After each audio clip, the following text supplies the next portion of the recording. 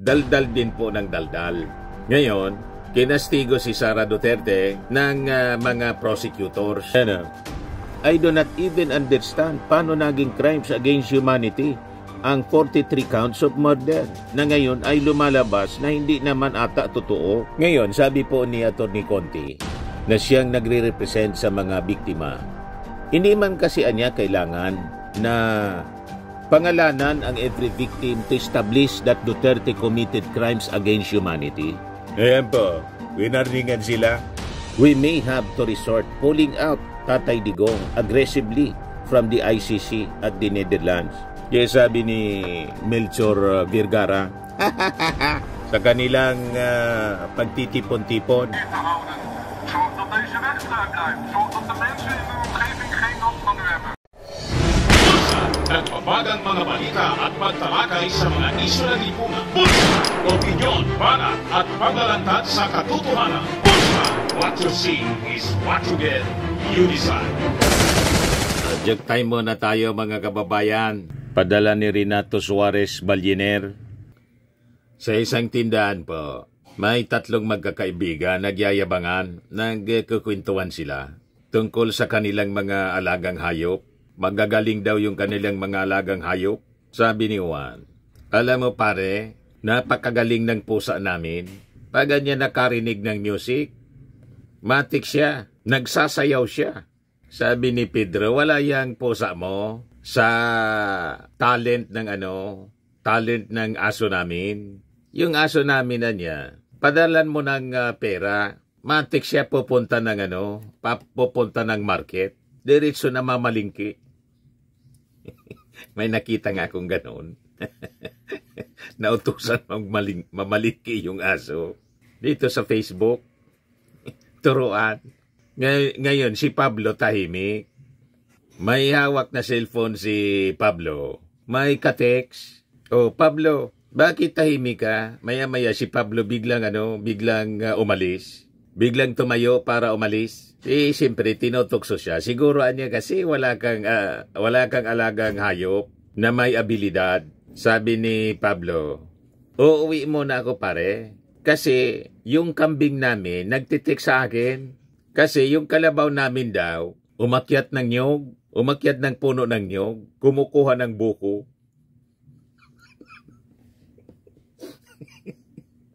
Matindi pala. Matindi yung abilidad ng alaga ni Pablo. Yung kambing marunong mag-text. Malayo yung pusa, mga kababayan ni Juan. Pasayaw-sayaw lang. Yung aso ni Pedro na mamalingki, yung kambing ni Pablo nagtitext. Tapos yung kalabaw umakyat ng puno ng nyog.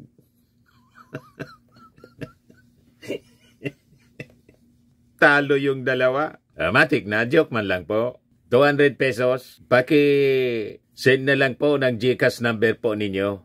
O ngayon, yung ibang mga nagpapadala, nagagalit na siguro. Matagal na niyang hindi nababasa. 2 beses lang po kasi akong nagbabasa araw-araw. 2 entries. Sa dami nyo, talagang matatagalan. Magpasensya po muna. Siyempre, hindi natin mababasa kaagad. Pero, pasasaat, mabubuksan ko din yung inyong mga entries na pinadala. Nakikita ko naman po, hindi man natin kasi pwedeng basahin ng sunod-sunod. Tama po? Or basahin ng sabay-sabay. Paisa-isa po yung basa natin. Everyday, dalawang uploads natin. So, 2 entries yung nababasa natin. Tapos, yung mga entries po ninyo, dapat yung maiksi lang po. Pag masyadong mahaba, mas maganda yung maiksi lang pero masaya. Masayang kwento. Yung ibang mga jokes, hindi masaya, kaya hindi ko man po binasa. Hindi ko na sinabi. Basta't hindi ko nabasa, nabuksan ko na po. Pag hindi ko binasa, ibig sabihin yan, hindi masaya kasi yung kwento. Ito na po. Kasama na rin po kayo sa monthly draw. 5,000 yung cash prize. Yung hindi natin mabubunot, may chance pa kayo. Sa December, grand prize, 10,000 pesos po ang grand prize. Kasama na po kayo sa ating monthly draw. Mamaya po tayo magda-draw ng 5,000. Kasi end of the month pala ngayon. March 31 na pala po. So anyway, balik na tayo dito sa ating topic na po. Dito na tayo sa seryosong kwento. Si Sara Duterte, mga kababayan, kasi sige daldal, sa bagay hindi man natin mabiblame yung mainstream media kasi po, yung mga reporters, tanong ng tanong din kay Sara Duterte. Si Sara Duterte, daldal din po ng daldal. Ngayon, kinastigo si Sara Duterte ng mga prosecutors. Hindi yung dito sa impeachment, kundi doon sa mga prosecutors po ni Digong. Kasi lumalabas po, wala si Sara, mga kababayan, yung mga Duterte, wala silang pagpapahalaga talaga sa buhay ng isang tao. Kini-question kasi ni Sara yung mga numero ng namatay. Sinasabi niya sa mainstream media, aabot daw niya ng 30,000. Pero bakit niya 181 lang niya yung mga pieces of evidence sa sinasabi nilang 30,000 deaths sa war on drugs? And this is niya 43 cases. 43 counts of murder lang anya ni ito. Not even 50. 43 lang anyang counts ng naliliitan pa si Sara. Ba't hindi talaga po? Unbothered talaga po, mga kababayan. Naliliitan kasi yung kaso daw, mga kababayan, na isinampa sa ICC, 43 counts of murder man lang. Hindi nga niya umabot na 50. So paano anya naging crimes against humanity? Yan ang linya ng argumento ni Sara. Yan Sabi dito sa report ng GMA, Sara Duterte asked for proof of 30,000 drug war deaths. Lagi niya nilang sinasabi na napakarami yung namatay. Pero 43 lang niya yung final. 43 counts of murder. Yan I do not even understand paano naging crimes against humanity ang 43 counts of murder na ngayon ay lumalabas na hindi naman ata totoo lahat yung mga witnesses at mga complainants. Sabi ni Nery Colmenares po, Attorney Nery Colmenares, dating bayan mo na representatives, ilan ba talaga ang papatayin ng isang presidente para masabing krimen ito sa sangkatauhan? Kung maliit na bagay sa mga Duterte ang pagpatay ng 43 katao, hindi ito maliit sa mata ng mga biktima at ng mundo.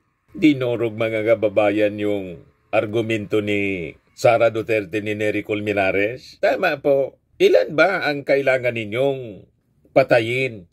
Ibig sabihin, naliliitan pa kayo sa 43? Sa bagay, kahit nga po yung ating Pangulong Bongbong, si Lisa Marcos, tapos si Martin Romualdez, nagawang pagbantaan, mga kababayan, na patayin. Di ba? Presidente na yan at dati niyang ka-unit team. Si Martin Romualdez, campaign manager niya. Napakalaking papel sa kanyang pagkapanalo bilang vice-presidente. Sumasalang na lang siya sa kampanya, pero nagawa pa niyang pagbantaan. Ito pang mga ordinaryong mga mamamayan, mga mahihirap, talagang napakaliit ng pagtingin ni Sara Duterte sa buhay ng isang tao. Walang value sa kanya. Kini-question niya, bakit sabi 30,000 tapos 43 counts of murder lang ang final sa ICC at 181 evidences lang daw. May problema talaga, po? Yan sabi niya. How can you prove systematic killing of 30,000 victims if you do not have the names of 30,000 victims? And yet we have 181 pieces of evidence and we don't even have 50 victims. This is 43 counts of murder, not even 50. So, where is the system? Where is the system there of killing thousands? Sorry, ang bobo yung abogado nila. Tinawag pang bobo yung abogado. Kaya nag-react na rin, mga kababayan, si Attorney Conti, ICC Assistant to Counsel Cristina Conti. Sabi ni Attorney Conti, kung ganon, di inaanyayahan ko si BP Sara na dumulog at humarap sa ICC mismo at sabihin niya ang ganyang argumento. Tingnan natin if pakinggan siya. Yun ang challenge, mga kababayan, ni Attorney Conti. Tumayo siyang witness para sa kanyang tatay. Yan ang challenge. Ngayon, sabi po ni Attorney Conti na siyang nagre-represent sa mga biktima, hindi man kasi niya kailangan na pangalanan ang every victim to establish that Duterte committed crimes against humanity. In crimes against humanity, anya, you do not need to name all the victims. Siguro, anya, magandang tingnan ni BP Sara, and this is perfect. What happened to the Holocaust, referring to the Nuremberg trials. Paliwanag ni Atty. Conti, sa Nuremberg trials, anya, they did not need to name all those killed. The gist, anya, of this case of crimes against humanity is the manner of killing, widespread and systematic, could be established by the testimony of even just one person. Paliwanag ni Conti na ito anyang 181 pieces of evidence referenced by the Vice President are preliminary documents. Kaya sabi niya, sana lang kay Vice President Sara, total may oras naman po kayo, pag-aralan niyo po ng mas malalim yung pong ikinakaso doon sa tatay ninyo. Ito anyang 181 pieces of evidence talk about preliminary matters. For example, what language will be the testimonies be in? Do you have documents? How many pages are these documents? Hindi pa ito yung mismong ebidensya, and there will be more. According to Conti, Sara Duterte's demand for a list of 30,000 fatalities was an attempt to divert attention away from accountability. Yung paghanap ng pangalan ay pagbaling ng issue. Actually, nilalagyan niya ng duda yung kaso para i-destroy yung credibility ng kaso. At least, mga kababayan, in the bar of public opinion. Kaya ang strategy nila, mag-rally ng mag-rally, at doon mga kababayan nila, sinasabi ang ganitong mga paduda para yung mga supporters nila magalit ng magalit. Tulad ng ginagawa ngayon, sa tingin nila, kaya nilang i-pressure yung ICC. Si Ed Alunan nga po, may post na gamitan na daw ng puwersa. Hugutin doon sa detention cell si Digong. Yun ang post kapo ni Ed Alunan. Yung dating DLG secretary, nawala na din sa tamang pag-iisip. Yan yung post niya, mga kababayan. Sabi dyan ni Ed Alunan, we may have to resort pulling out Tatay Digong aggressively from the ICC at the Netherlands. Yung sabi ni Melchor Vergara, may nagtawanan po. What? They're dreaming of attacking the ICC facility to break out sabi niya, they will be dead before they get to the gate. Oh wait, that is actually good for the country. Go ahead and attack the ICC. Sige na niya. Lusubi na ninyo yung ICC. Tingnan natin kung anong abutin ninyo. Narningan na nga sila, mga kababayan. Yung mga nagtitipon-tipon doon. Kasi yung permit po, picnic, ginawang political rally. Nagalit ngayon yung mga pulis kasi istorbo na doon sa surrounding community. Ngayon po, winarningan sila sa kanilang pagtitipon-tipon. Zorg dat deze weg vrij blijft. Zorg dat de mensen in uw omgeving geen last van u hebben. U mag hier staan, geen probleem. Maar laten we met z'n allen een beetje netjes houden. Mag ik dat aan u vragen? Ano daw sabi? Ano daw sabi? We are individuals, Okay, that's fine. not as a group. One country, one group, one country, one group.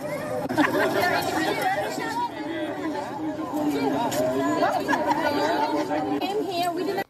Nanggugulo na sila, mga kababayan, sa ibang bansa, pati doon sa Qatar. Ayun, ninuli yung hindi pala 17, 19 pala yon, 19 of 20. Pero ang sabi sobra sa 20 yung mga nagrally sa Qatar. Ngayon, humihiling sila ng tulong galing sa embassy na magpadala ng abogado para mag-asikaso sa kanila. Kita ninyo mga gawain nito. Manang-mana sa kanilang amo. Wala man sila dapat na problema. Sila yung gumawa ng problema. O ngayon, nang magka-problema kayo, hihingi kayo ng tulong sa gobyerno. Ba't hindi kayo humingi ng tulong kay Digong? O kung hindi kay Sara, kasi si Digong nakakulong na. So yun, mga kababayan, ang sabi ni Atty. Conti, iniiba niya yung issue niya. Diversionary ang ginagawa ni Sara. At nagtatanim siya ng duda sa isipan ng mga mamamayang Pilipino para magalit.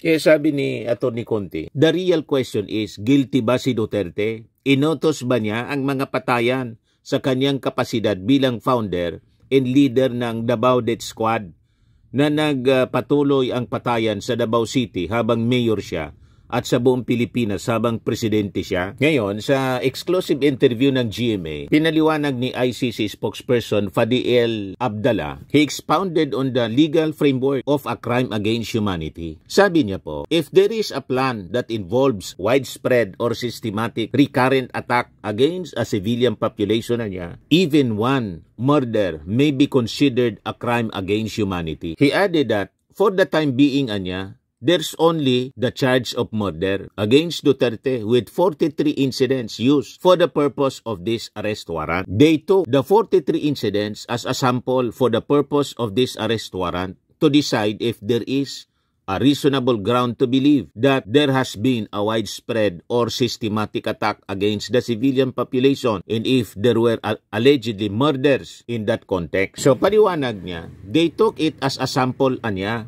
But that's not all that the prosecutor had actually requested. Now, for more details, we will discuss it during the process. Sample man lang pala yung 43 na kaso ng murder. I-establish nila yung pattern kung talaga may systematic na pag-atake sa civilian population na kung saan mga kababayan malinaw based sa mga utos na pinalabas ni Digong. And it is recorded. Public po yung kanyang pagpapalabas ng kautosan. O ngayon, sabi ni Atty. Conti, based anya on ruling, Rwandan politician Jane Paul Akayeso was found to have actively participated in the killing of 3 civilians who had no active participation in the hostilities in the country. Convicted siya of crimes against humanity, over 3 deaths. 3 kaso ng namatay po, na-convict na yung isang Rwandan politician for crimes against humanity. Ito pang 43 na sample case.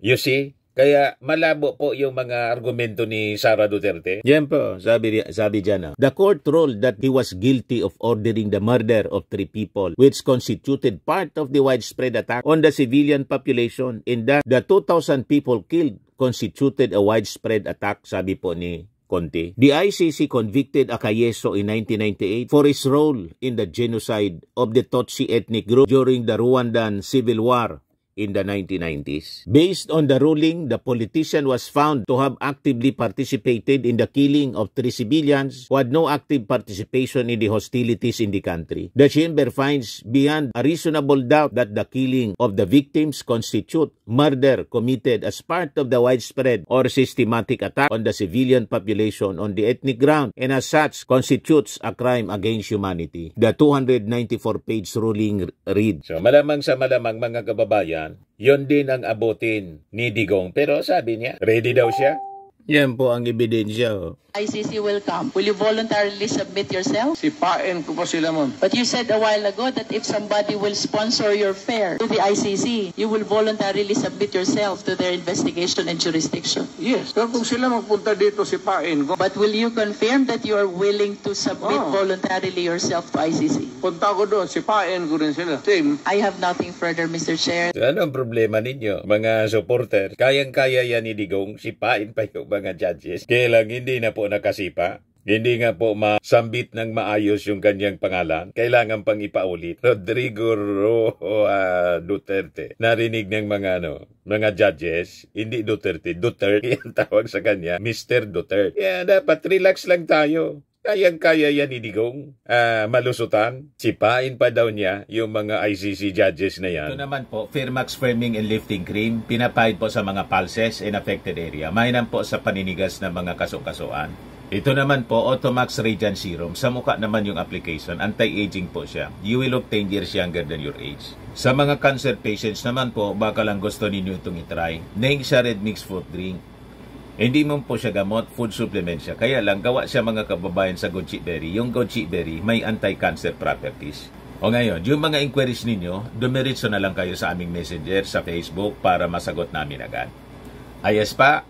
Ayos na ayos niya, Mr. Maravilla. At sa mga naghanap po ng malinis and spacious fitness gym, pumunta lang po kayo sa aming Colossal Fitness Gym. May Grab Car Rental din po kami. Ito naman po yung bago naming product na binibenta online.